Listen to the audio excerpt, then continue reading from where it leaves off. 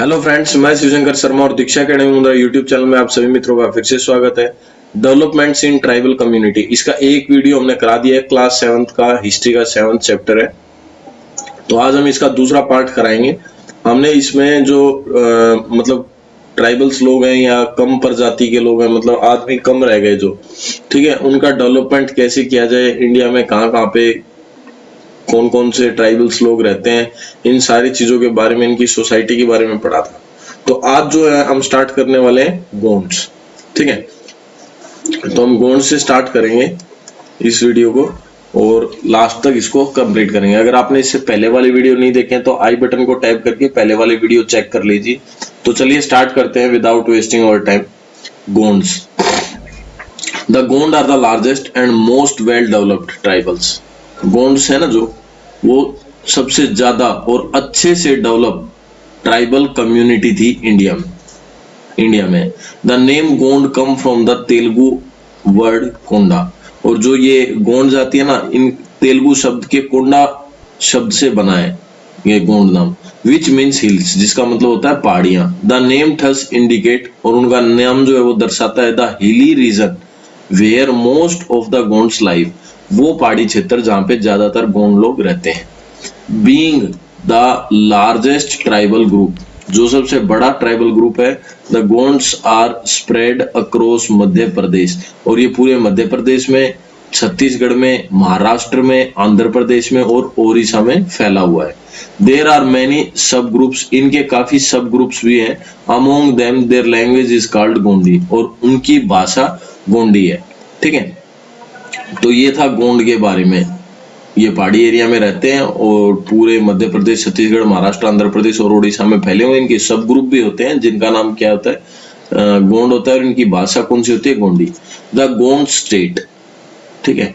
अब state, Gond state कौन सा है उसके बारे में। हिस्टोरिकली मतलब हिस्ट्री के हिसाब से, इतिहास के हिसाब से, the central provenance of India was called Gondwana, ठीक है। जो इनका सेंट्रल है ना इंडिया का, और उस साम्राज्य को गोंडवाना बोलते हैं। Since the Gonds region there, it was also known as Garha Katanga, इसलिए उनको घर कथंगा के नाम से भी जाना था। As many as 4 separate Gond kingdoms, जैसा कि मतलब इसमें दिया हुआ है कि आप 4 सेपरेट गोंड के साम्राज्यों को जानते होंगे, जो कि सिचुएटेड इन है नॉर्थ में, सेंट्रल में और साउथर्न पार्ट्स में, उत्तर भारत में और मध्य भारत में और साउथ पार्ट में। Are mention in Ain Akbari. Their capitals were at Mandla, Kherla, Deogarh और चांडा, जो भी है, ठीक है। ये 4 नाम क्या दिए हुए हैं, उनकी कैपिटल्स यानी उनकी राजधानी। The Gond Capitals were built near A hills, और जो गोंड है वो अपनी राजधानी बनाते थे पहाड़ों के आसपास और रिवर या नदी के आसपास। दे वर ब्रोडेड वर डेंस फॉरेस्ट, ये ज्यादा घने जंगलों में रहते हैं। फॉर प्रोटेक्शन के पर्पज से। Till the coming of the Mughal आने के बाद the Gonds were free from any form of domination, ये फ्री थे हर तरह की डोमिनेशन से। The large place and forts built by them tell us about their immense power and wealth, और जो इनके किले हैं, जो इन्होंने घर बना रखे हैं, वो बताते हैं कि इनकी संपत्ति और इनके पास कितनी ताकत है। When Akbar become the Mughal emperor, जब अकबर है मुगल सम्राट बना था, ठीक है। The Gond kingdom was large and powerful, तब गोंड जो साम्राज्य था वो ताकतवर था और पावरफुल था। Akbar annexed the Gond territory in 1564, Akbar जो है वो उसकी जो गोंड टेरिटरी है वो 1564 से स्टार्ट है। Though the Gond queen Rani Durgavati, तो जो गोंड थी उनकी रानी क्या थी, Durgavati, fought bravely till the end, वो अंत तक लड़ी। Till the end of Mughal rule, मुगलों के अंतिम शासक तक। The Gond ruled over their territories as vassals of the Mughals, paying them regularly tributary and food grains, और वो लगातार उनको क्या प्रोवाइड करते गए, ट्रिब्यूट, यानी ट्रिब्यूट होता है 3 नदियों का जो संगम होता है ना, 3 अलग अलग जगह से मान लो कोई नदी आई हुई है और वो एक जगह पे मिल जाती हैं, और फिर आगे जो भी है वो एक नदी बहती है उनसे, तो उसको ट्रिब्यूटरी बोलते हैं। And food grains in the 18th, फिर बोल रहा है 18वीं शताब्दी में, the Marathas crushed the power, मराठाओं ने इनकी पावर को कुचल दिया, of the Gond kingdoms, Gond साम्राज्य। फिर इनका समाज और इनकी सोसाइटी कैसी थी। The Gonds live in small villages, Gond जो है वो छोटे गांव में रहते थे, and hamlets consisting of 20 to 50 families, और 20 से 50 परिवारों के समूह में रहते थे। These are generally locate near rivers और देयर सोर्स ऑफ वाटर, ये नदी के आसपास या फिर पानी के आसपास ही रहते थे। Each village consisting of a few families, houses are generally built with mud, bamboos, timber and थैचेस।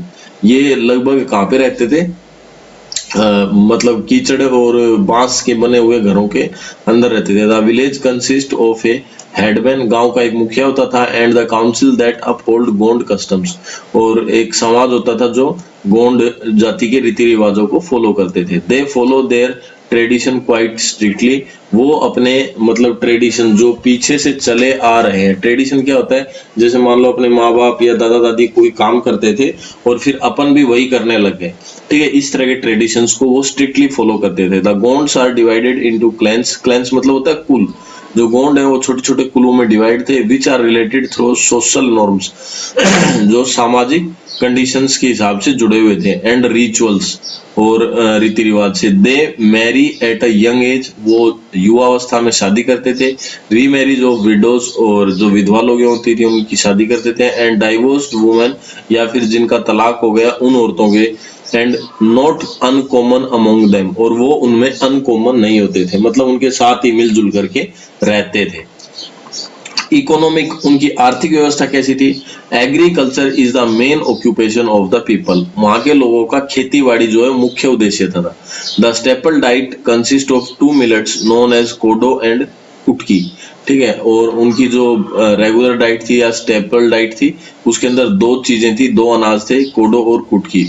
Vegetable are either grown in gardens, सब्जियां वो गार्डन्स में उगाते थे, और कलेक्टेड फ्रॉम फॉरेस्ट, या फिर जंगलों से इकट्ठी करते थे, along with roots and tubers, जो जड़ें और टबर्स में होती थी। Honey is also gathered from forest, शहद भी जंगलों से इकट्ठा किया जाता था। The Gonds use traditionally method of cultivation, जो गोंड है वो यूज करते थे ट्रेडिशनल मेथड, किसके लिए, कल्टीवेशन के लिए। Some of the Gond tribes still practises shifting cultivation, बोल रहा कुछ गोंड ट्राइब्स, कुछ गोंड प्रजातियां अभी भी प्रैक्टिस कर रही थी, किस चीज के लिए, शिफ्टिंग कल्टीवेशन। शिफ्टिंग कल्टीवेशन आपने पढ़ा होगा साइंस में, पहले एक जगह खेती बाड़ी करते हैं, फिर वहां से छोड़ करके जब वो जमीन कम उपजाऊ रहती है तो नई जगह बनाते हैं खेती करने के लिए और वहां पे चले जाते हैं।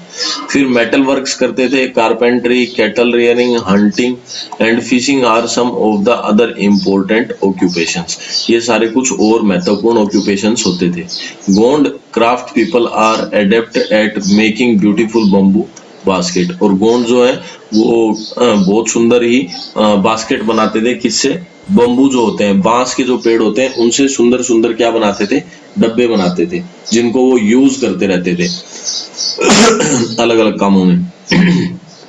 फिर रिलीजन यानी उनके धर्म के बारे में, तो Gonds are greatly influenced by Hinduism, Gonds जो है वो हिंदुइज्म से बहुत ज्यादा प्रभावित थे। They worship a deity called Persapen, वो एक परसापेन की पूजा करते थे, आल्सो नोन एज बराडाओ, जिसे बरादाओ भी बोलते थे। They have a close bond with nature, वो प्रकृति के साथ अच्छे से जुड़े हुए थे, which is reflected in their songs, जो उनके गीतों से पता चलता है।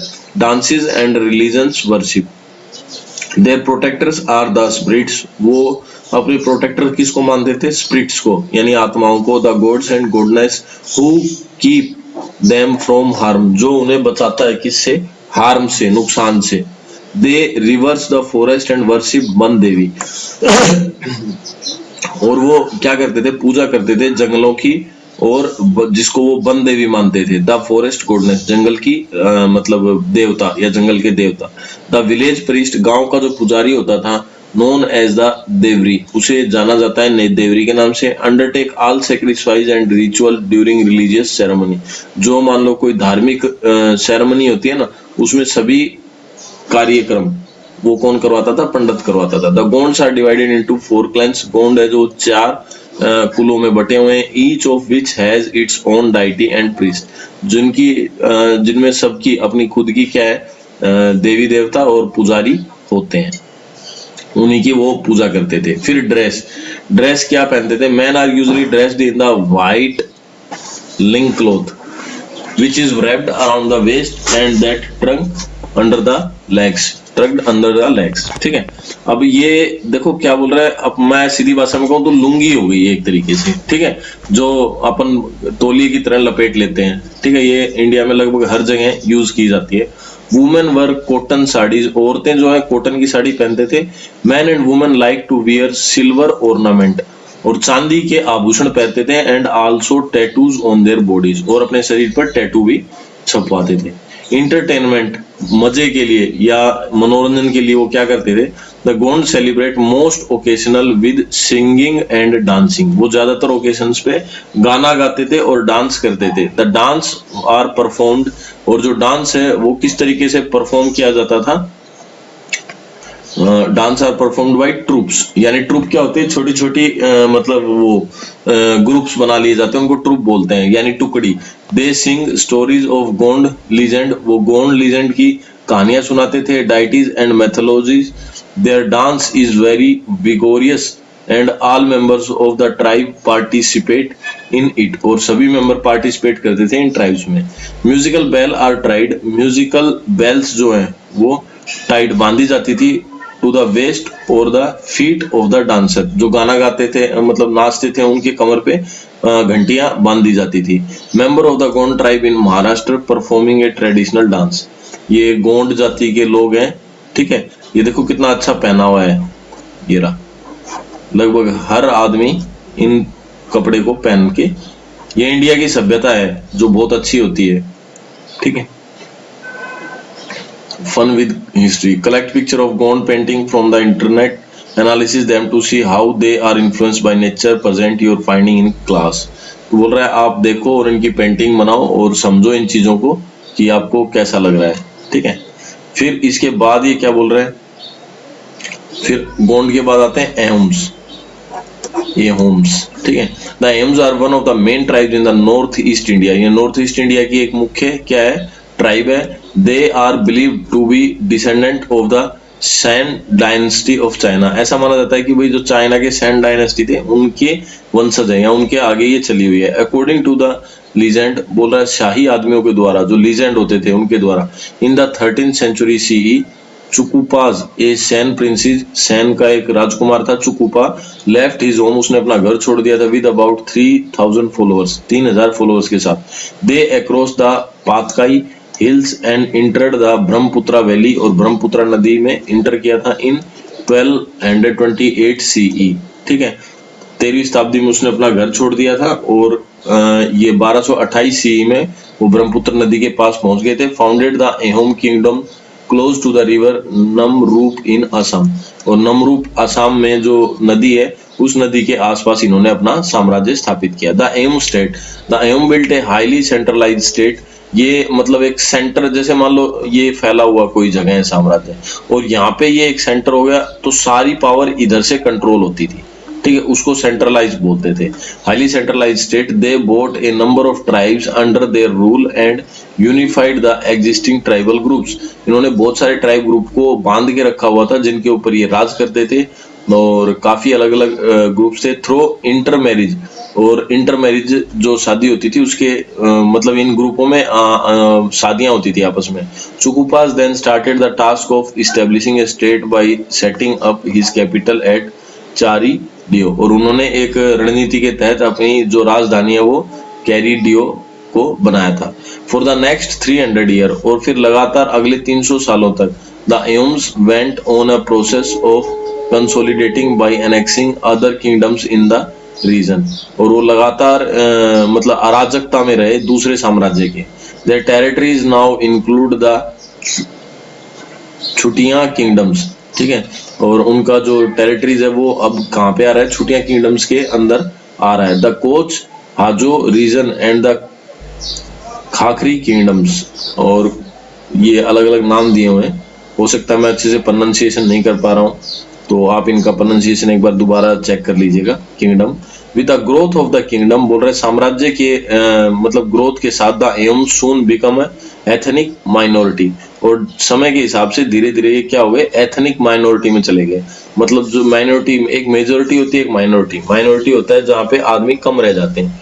दे रूल्ड ओवर ए प्रीडोमिनेंटली हिंदू पॉपुलेशन, और वो रूल कर रहे थे लगातार किसमें, हिंदू पॉपुलेशन में। They began to adopt Hindu custom, और उन्होंने अडॉप्ट कर लिया किसको, हिंदुओं के रीति रिवाजों को। द अहोम किंग्स शुंगु मुंग टुक द हिंदू नेम स्वर्ग Narayan, this practice was followed by his successor, और इनके जो पूर्वज थे वो हिंदू देवी देवताओं को पूजा करने लग गए और उन्होंने उनका नाम रखा Swarga Narayan. The Ahoms built the imperial city of Garhgaon and Rangpur. They were responsible for the construction of the region first amphitheatre the Rangghar, और उन्होंने रंगघर बनाया था सबसे पहले। जो उनका पहला कंस्ट्रक्शन क्या था, एक मतलब बिल्डिंग था। The imperial family used it to watch sporting event और एलिफेंट फाइटिंग, और इनका जो शाही, इंपेरियल मतलब होता है जो शाही परिवार होते थे, वो क्या करते थे, यूज करते थे खेलने के लिए किस तरह की इवेंट, हाथियों की लड़ाई। They encourage history writing in the form of chronicle called Buranjis, और वो हिस्ट्री लिखते थे एक क्रोनिकल वे में।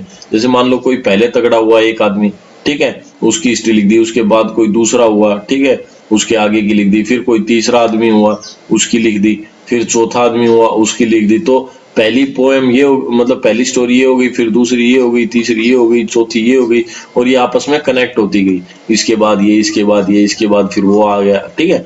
तो इस तरह से जो कहानियां चलती हैं उसको क्रोनिकल बोलते हैं, मतलब एक सीरीज में चलती हैं। They built an impressive culture and architectural heritage which deeply influence the region of Assam, जो आसाम में बहुत ही ज्यादा प्रभावित हुई थी। ये एक बिल्डिंग दिखा रखी है, the place of Garhgaon built by the Ahoms, ये एम्स के द्वारा बनाया गया एक स्थान है। फिर एक ये दिया हुआ है Rangghar, built by Ahom kings to watch wrestling and other ceremony, ये कुश्ती वगैरह देखने के लिए बनाया गया था। बहुत ही सुंदर है रंग महल, ठीक है। फिर इसके बाद बता रखा है रिलेशनशिप विद द मुगल्स। अब मुगल आ गए और मुगलों के साथ इनका क्या संबंध था वो आ गया। The AIIMS were repeatedly attack by the Mughals, इन्होंने लगातार कंटिन्यूस मुगलों के ऊपर हमले किए। हाउएवर फिर भी the latter were unsuccessful in their attempts to capture the kingdom, लेकिन फिर भी ये असफल रहे राज्य स्थापित करने में। इन 1648 में the Ahom ruler Jayadhwaj Singh expelled the Mughal from Guwahati and took a large number of soldier as captives. When Aurangzeb ascended the throne, he sent his general Mir Jumla to attack the kingdom once again. ठीक है, तो एक बार last में फिर वापस से सिपाहियों को इकट्ठा करने के लिए उन्होंने हमला कर दिया। जब औरंगजेब क्या था, उसका वो बन रहा था, साम्राज्य का राजा बन रहा था, तब उन्होंने मीर जुमला को लेकर के, जनरल मीर जुमाल को लेकर के फिर से उस साम्राज्य पर हमला कर दिया। मीर जुमाल एंटर्ड असम इन 1662, मीर जुमाल जो है वो 1662 में असम में इंटर हुआ था and was able to repulse the Ahoms easily. It is said that when he entered the capital, ऐसा कहा जाता है कि जब वो राजधानी में घुसा, he got immense booty consisting of gold and silver coins, बहुत ही ज्यादा सोने और चांदी के सिक्के थे, हाथी थे, गन पाउडर था एंड राइस और चावल थे, अमंग अदर थिंग्स, दूसरी चीजों के बजाय। हाउएवर फिर भी a serious epidemic broke out in the Mughal camp due to the incessant rains and the Ahoms were able to bounce back, और इस वजह से अहोम्स लोगों को वापस आना पड़ा। By 1667 CE they were able to recover all the lands that they had lost to the Mughals, और 1667 में उन्हें अपनी सारी जो जमीनें थी वो वापस मिल गई जो उन्होंने मुगलों को दे दी थी या खो गई थी। फिर बोल रहा है ड्यूरिंग द बैटल ऑफ सारी घाट की जो लड़ाई हुई थी, the Ahoms scored a decisive victory, इनमें अहोम्स जो है वो अच्छी तरह से जीत गए थे। They remained in position of their kingdom until British rule, फिर जो अंग्रेजों का जब साम्राज्य आया तब तक उन्होंने अच्छे से राज किया। एडमिनिस्ट्रेशन कैसा था इनका, the Ahom broke with them a system of labour called pike system. अब ये पाइक सिस्टम के तहत अपना लेबर मजदूरों, अहम वोट खरीद के लाते थे एक सिस्टम के तहत, किसको, मजदूरों को, जिसको पाइक सिस्टम बोलते थे। Every male in the kingdom between the age of 15 years and 50 years, बोल रहे हैं हर मतलब मेल आदमी किंगडम का बिटवीन 15 से जो 50 ईयर का था, हु वाज नॉट नोबल, जो शाही नहीं हो, एन एरिटोक्रेट नहीं हो, ए प्रीस्ट और स्लेव वाज ए पाइक, वो क्या होता था, एक पाइक। समझ गए? कहने का मतलब क्या हो गया, जो साम्राज्य में शक्तिशाली नहीं है, जिसके पास पावर नहीं है या पैसे नहीं है, वो सब पाइक में आ जाते थे। The duty of a paik was to provided services to the kingdom. In return he received about 2 acres of land that was neither hereditary nor transferable. These services included military services, constructions of road and other public works, और दूसरे सामाजिक कामों में लगाते थे। This system was extremely useful to the Huns as they did not give a regular standing army. Pikes were organized into unit called the खेल। ठीक है, तो इस तरीके से वहां पे काम किया जाता था और पब्लिक के लिए रोड वगैरह और सारी चीजें बनवाई जाती थी, मिलिट्री भी इंक्लूड की जाती थी, लेकिन रेगुलर मिलिट्री नहीं होती थी। फिर इकोनॉमी क्या होती थी, मतलब वो उनका खाना पीना और उनकी पैसे का काम कैसे चलता था। The Ahom introduce wet rice cultivation, ये सूखे चावल बनाते थे इन असम में। They used irrigation, built canals and embankment and were thus able to transform the region considerably, और ये बहुत सारे काम करते थे इस तरीके के जो जिससे मतलब फसलें बोते थे, पानी देते थे खेतों में, फसलों में, और नदियां बनाते थे या मान लो अंडरग्राउंड वो बनाते थे पानी चलाने के लिए, जिसका रिजल्ट क्या होता था, एनश्योरिंग प्रोस्पेरिटी, जिसकी वजह से वो समृद्ध हो गए थे। Coins were introduce in the Ahom kingdom in the 16th century CE. The land measurement system of the Mughals was introduced in the Ahom kingdom as well. और जो लैंड का मेजरमेंट सिस्टम है वो मुगलों के समय में ही चल गया था, उसी को ये फॉलो कर रहे थे। सोसाइटी, एम्स लोगों का समाज या इनकी सोसाइटी कैसी थी। The AIIMS were divided into 7 social group, ये 7 ग्रुपों में होते, कार्ड सतग्राहिया एहोम्स, और 7 houses of the Ahoms. Ahoms जाति के 7 क्या होते ग्रह थे। They were the royal family, उनकी शाही परिवार थे। The aristocracy and 4 priestly group, और 4 क्या थे, पंडितों या पुजारियों के ग्रुप थे। The remaining subject of the kingdom come under the pike system, और बाकी जो बच गया वो पाइक सिस्टम के अंडर आता था। The aristocrat class and priestly family were exempt from paying any tax to the monarch, और ये कोई भी टैक्स बना सकते थे, पुजारी और कौन, जो शाही परिवार थे। Although they started adopting Hindu custom, फिर भी इन्होंने हिंदू कस्टम्स अपना रखे थे। They did not give up their tribals language और कस्टम्स, वो अपने मतलब नहीं छोड़ना चाहते थे अपनी भाषा और अपने रीति रिवाज, लाइक बरिंग एंड डेड, दफनाना, और जैसे मरे हुए को दफनाना और इस तरह के। ठीक है, फिर बाकी और अदर जो छोटे छोटे ग्रुप हो गए उनके बारे में आ गए। तो ये वाला वीडियो यहीं पे हम कंप्लीट कर रहे हैं, बाकी जो अलग दूसरे छोटे छोटे ग्रुप है उनको हम बाद में पढ़ेंगे सेकंड वीडियो में। आशा करता हूँ आपको वीडियो पसंद आया होगा। अगर वीडियो पसंद आया तो दोस्तों के साथ शेयर करें, सब्सक्राइब करें हमारा YouTube channel Diksha academy Mundra. Thank you friends.